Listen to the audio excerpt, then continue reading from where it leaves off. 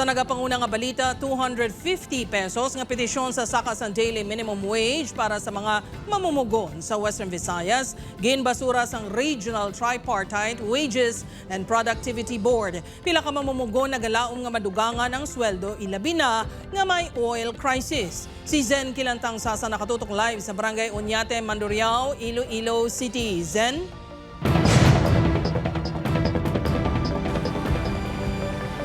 Jert, dismayado ang grupo nga United Labor matapos nga gin-dismiss ang petition nila angot sa wage increase sa Western Visayas. May 6 ang ginpadalaan sang notice to comply sang Regional Tripartite Wages and Productivity Board 6 ang United Labor Western Visayas Workers Alliance. Ini ang kaangot sa ila petisyon nga 250 pesos nga saka sa daily minimum wage sa rehiyon. Base sa sulat, ginapasumiter ang grupo sang kopya sang registration kag pirma sang ila authorized official. Basihan sang ginapangayo nga saka, balor sang wage increase kag lugar o kun industriya nga sakop sang ila petisyon.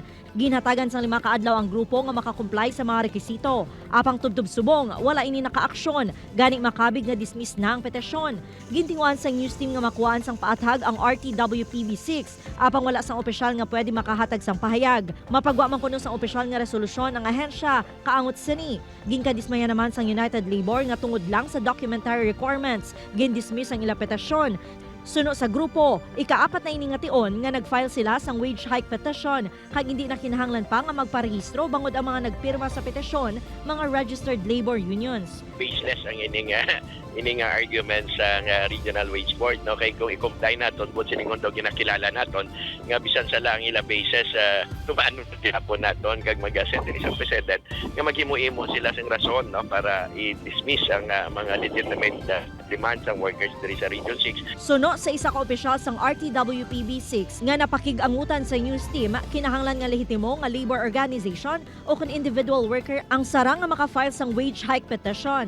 Ang mga wage hike petition na lang ang ginalauman sa mga trabahador para madugangan man ang ila sweldo, ilabi na subong nga tion sang krisis. Lakip sa mga inang gwardiya nga si Manong Elmer. Sa karon yara sa 550 pesos ang daily minimum wage para sa mga non-agriculture worker.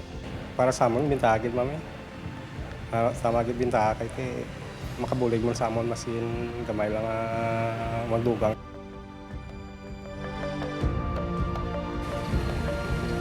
Jert, magasapol ang mga miyembro sang United Labor agud tun-an kung anong masunod nga tika nga para mapataasan ang sweldo sa mga mamumugon. Jert? Madamo gid nga salamat sa update. Zen Kilantang Sasa.